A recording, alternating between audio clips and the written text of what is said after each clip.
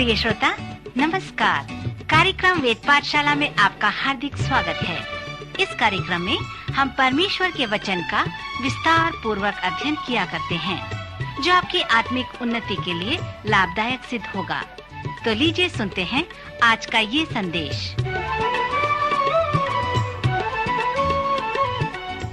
श्रोता मित्र, वेद पाठशाला की अगली कक्षा में हम आपका स्वागत करते हैं। इस कक्षा में हम संपूर्ण पवित्र शास्त्र का सर्वेक्षण कर रहे हैं और हमारे सर्वेक्षण ने हमें भजन संहिता की पुस्तक तक ले आया है। हमारे पिछले चरण में मैंने 2 भजन संहिता के संदेशों का वर्णन किया था, अर्थात भजन 23 और भजन 1। भजन 127 भी एक धन्य पुरुष वाला भजन है, जो भजन 128 से मिलता जुलता है, और ये दोनों एक क्रम व एक श्रेणी में रखे गए हैं। भजन संहिता 127 में इस प्रकार लिखा है, यदि घर को यहोवा न बनाए तो उसके बनाने वाले का परिश्रम व्यर्थ होगा। यदि नगर की रक्षा यहोवा न करे तो रखवाले का जागना व्यर्थ ही होगा। तुम जो सवेरे उठते और देर करके विश्राम करते और दुख भरी रोटी खाते हो, यह सब तुम्हारे लिए व्यर्थ ही होगा, क्योंकि वह अपने प्रियों को यों ही नींद दान करता है।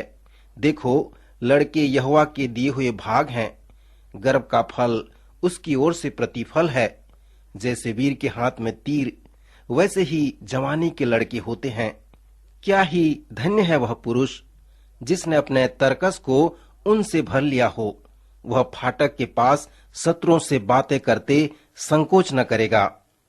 मेरे मित्र, यही एक भजन है जो सुलेमान द्वारा लिखा गया है। हम सुलेमान से निर्माण करने वाले भजन की अपेक्षा कर सकते हैं, क्योंकि सुलेमान एक महान निर्माता था। सुलेमान न केवल मंदिर ही बनाया जिसमें वह प्रसिद्ध था, परंतु उसने शहर, उद्यान, जल सेना का बेड़ा और घोड़ों को रखने के लिए बड़े बड़े घर भी बनाए। सुलेमान हर समय कुछ न कुछ बनाते रहता था और बनाने की धुन में लगे रहता था। जब वह अपना भजन लिखता है तो वह कहता है, यदि घर को यहोवा न बनाए तो उसके बनाने वाले का परिश्रम व्यर्थ होगा। श्रोता, यहाँ पर सुलेमान हमें चेतावनी देता है कि मनुष्य के घर बनाने का परिश्रम व्यर्थ होता है। यहाँ पर सुलेमान जो एक शब्द का उपयोग करता है, अर्थात व्यर्थ, जिसका अर्थ है खाली, उसके कहने का तात्पर्य यह है, यदि कोई कार्य परमेश्वर की योजनानुसार नहीं है तो उसके लिए मनुष्य का परिश्रम व्यर्थ है, और उस पर सोच विचार करना, उसके लिए चिंता करना, सब कुछ व्यर्थ है।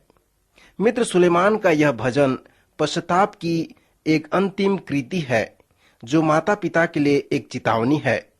इस भजन में ऐसा लगता है कि सुलेमान माता पिता से कह रहा हो कि मैंने जैसे किया वैसे तुम मत करो। मैंने कठिन परिश्रम किया, मैंने बहुत अधिक निर्माण का कार्य किया और इस संबंध में मुझे बहुत दिलचस्पी था, परंतु मेरा कठिन परिश्रम करना, मेरा निर्माण करना, मेरे को उसके विषय में सोच विचार करना, सब कुछ व्यर्थ था, क्योंकि मैं गलत बातों के लिए दिलचस्पी रखता था, गलत बातों के लिए परिश्रम करता था और मैंने वस्तुओं का निर्माण भी किया। सो सुलेमान अपने इस पश्चाताप के महान बातों को बताने के पश्चात वह बच्चों के विषय में बातें करना प्रारंभ करता है।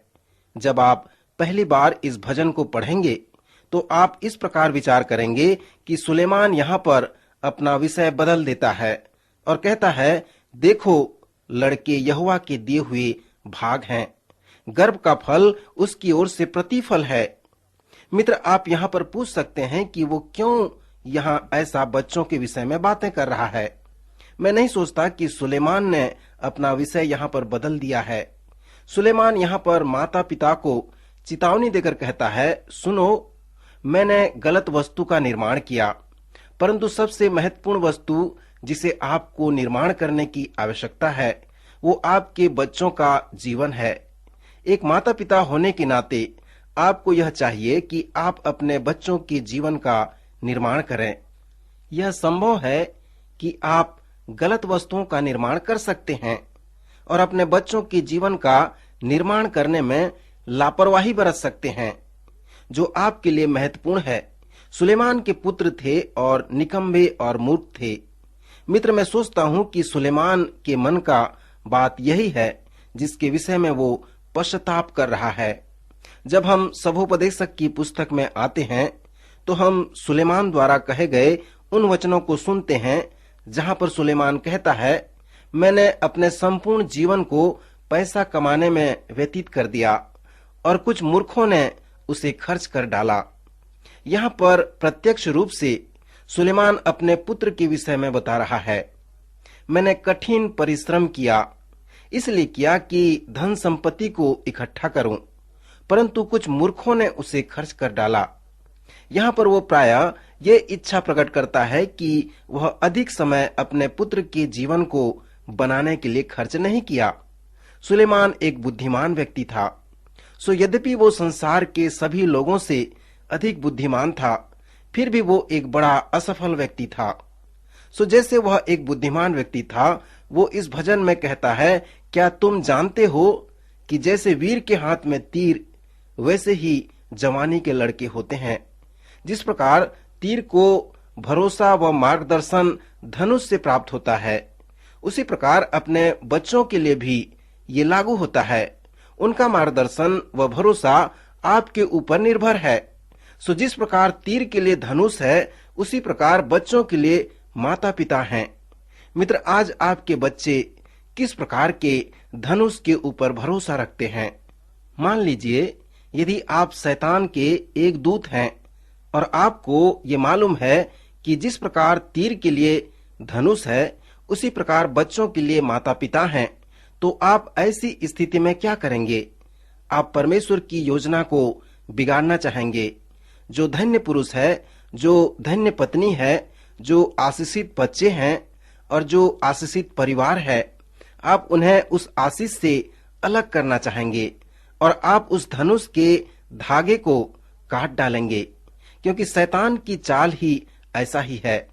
सो भजन 127 और भजन 128 के संदेश को जब हम देखते हैं तो हम ये पाते हैं कि कैसे एक आशीषित पुरुष परमेश्वर की योजना में सही बैठता है। भजन 127 में जो बड़ी सच्चाई पाई जाती है, वो इस कथन द्वारा प्रारंभ होता है कि यदि घर को यहोवा न बनाए तो उसके बनाने वालों का परिश्रम व्यर्थ होगा। मित्र, कुछ ऐसी बातें हैं जिसे केवल परमेश्वर ही करता है। आप बहुत कुछ करके अपने लक्ष्य को प्राप्त कर सकते हैं, परंतु कुछ ऐसी बातें हैं जिसे आप नहीं कर सकते, परंतु उसे परमेश्वर कर सकता है। क्या आपने कभी नए जन्म के विषय में सुना है? यह परमेश्वर की सृष्टि का कार्य है, जो परमेश्वर द्वारा मनुष्य प्राणी के मन व हृदय में होता है। आप अपने बच्चों को इस नए जन्म के विषय बहुत कुछ वर्णन कर सकते हैं। उनके नए जन्म पाने के लिए आप रात दिन प्रार्थना कर सकते हैं, परंतु उन्हें नए जन्म का अनुभव नहीं दे सकते। आप नए जन्म का कार्य उनके जीवन में नहीं कर सकते। केवल परमेश्वर ही आपके बच्चों के हृदय में नया जीवन उत्पन्न कर सकता है। आप किसी भी मनुष्य प्राणी को नए जन्म का अनुभव नहीं दे सकते और न ही उनके मन में विश्वास उत्पन्न कर सकते हैं। हर एक विश्वास परमेश्वर का दान है और केवल परमेश्वर उस विश्वास को प्रदान करता है। इसीलिए सुलेमान का कहना है कि जब तक यहोवा घर को न बनाए तो आपका परिश्रम व्यर्थ है। सो मेरे कहने का तात्पर्य यह है कि जो हमने मूसा द्वारा उस आत्मिक नियम को सीखा था कि मैं नहीं पर वो है और वो मेरे साथ है, मैं नहीं कर सकता पर वो कर सकता है और वो मेरे साथ है, मैं नहीं चाहता पर वो चाहता है और वो मेरे साथ है, मैंने नहीं किया परंतु उसने किया क्योंकि वो मेरे साथ था।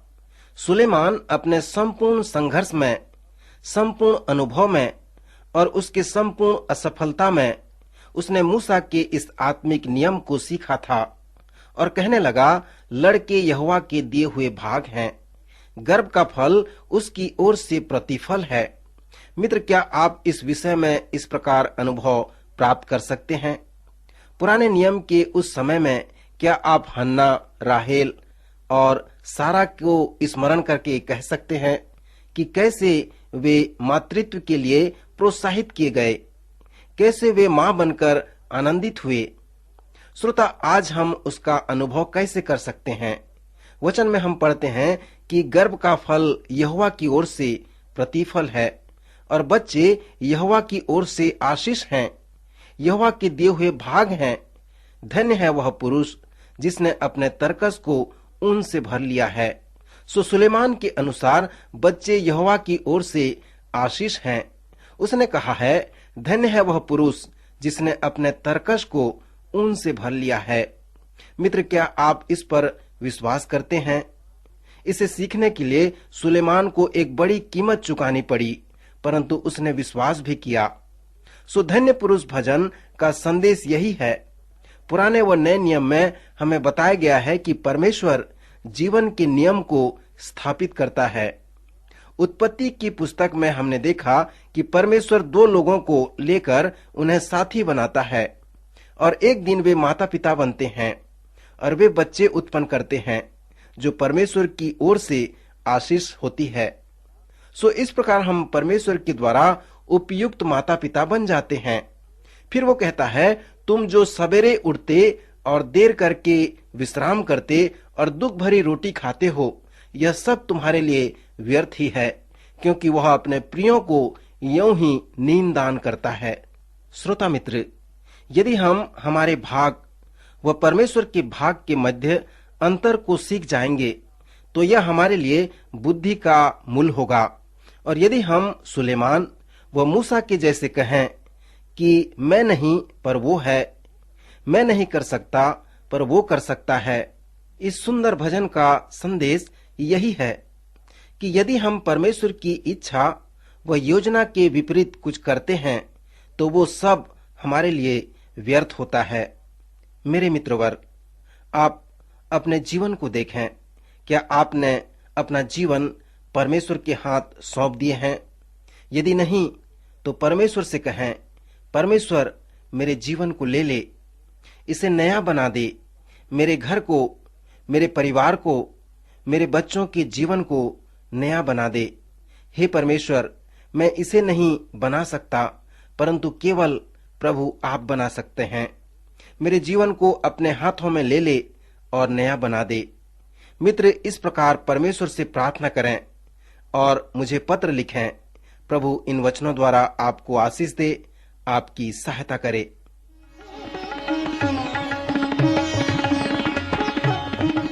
अभी आप सुन रहे थे कार्यक्रम वेद पाठशाला। श्रोता, हमें विश्वास है कि इस कार्यक्रम के द्वारा आपको आशीष मिली है।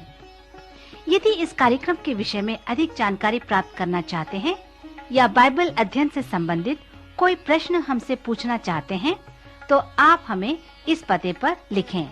हमारा पता है कार्यक्रम Ved Pathshala, Vishwavani, post box number 731, Faridabad 7, Haryana. पता एक बार फिर से सुन लीजिए। कार्यक्रम Ved Pathshala, Vishwavani, post box number 731, Faridabad 7, Haryana. तो इसी के साथ आज के कार्यक्रम का समय यहीं पर समाप्त होता है। अगले कार्यक्रम में आपसे फिर भेंट होगी। तब तक के लिए हमें आज्ञा दीजिए। नमस्कार।